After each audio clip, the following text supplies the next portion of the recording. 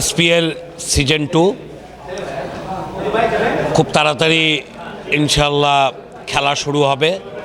তো ইতিমধ্যে আমরা এসপিএল টিমের 12টি টিমের নামকরণ করেছি। আজকে সেটির প্লেয়ার ড্রাফট অনুষ্ঠান হলো।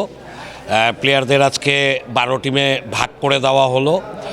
এই 12 টিম লিগ সিস্টেমে গ্রুপ ভিত্তিক খেলা অনুষ্ঠিত হবে। প্রথমে 4টি করে দল করে 3টি করে দল 4 ভাগে 4টি গ্রুপে ভাগ হয়ে প্রথম রাউন্ড খেলা হবে। পরের বার প্রতি গ্রুপ থেকে চ্যাম্পিয়ন এবং রানার্স আপ এই 2 জনকে নিয়ে আবার গ্রুপ সিস্টেমে খেলা হবে। তারপর সেমিফাইনাল এবং ফাইনাল খেলা অনুষ্ঠিত হবে।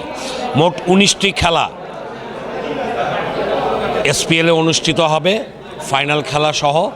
ইনশাল্লাহ আমরা আশা রাখি যে এই এসপিএল খেলার মাধ্যমে সৈয়দপুরের ক্রিকেট অঙ্গন যেটি ঝিমিয়ে পড়েছিল, দীর্ঘদিন ধরে সৈয়দপুরের ক্রিকেট অঙ্গন যেভাবে ঝিমিয়ে পড়েছিল, অনেকে মাদকের সাথে জড়িত হয়েছিল, আমরা এই এসপিএলের মাধ্যমে আবারও খেলোয়াড়দেরকে মাঠে ফিরিয়ে আনার চেষ্টা করছি।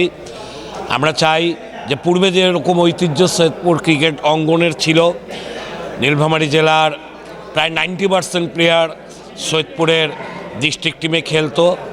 এই এসপিএলের মাধ্যমে আবারও সেইভাবে আমাদের নতুন নতুন ক্রিকেট প্লেয়ার উঠে আসবে এবং ইনশাল্লাহ আগামীতে আশা রাখি যে ডিস্ট্রিক্ট টিম, বিভাগীয় টিম সহ জাতীয় টিমে যেভাবে পূর্বে আমাদের সৈয়দপুরের প্লেয়ারদের ঐতিহ্য রয়েছে, গৌরব রয়েছে, আগামীতে এই এসপিএল খেলার মাধ্যমে আগামীতেও জাতীয় টিমে আমাদের সৈয়দপুরের প্লেয়াররা আরও বেশি করে প্রতিনিধিত্ব করবে বলে আমরা আশা রাখি।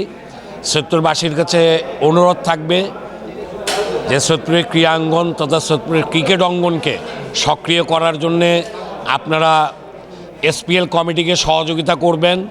দর্শকবৃন্দ আপনারা মাঠে আসবেন, আপনারা খেলা উপভোগ করবেন এবং যারা ব্যবসায়ীবৃন্দ রয়েছেন আপনাদের কাছে বিশেষভাবে অনুরোধ থাকবে আপনারা নিজে থেকে এসপিএলের এই খেলায় পৃষ্ঠপোষকতা করুন।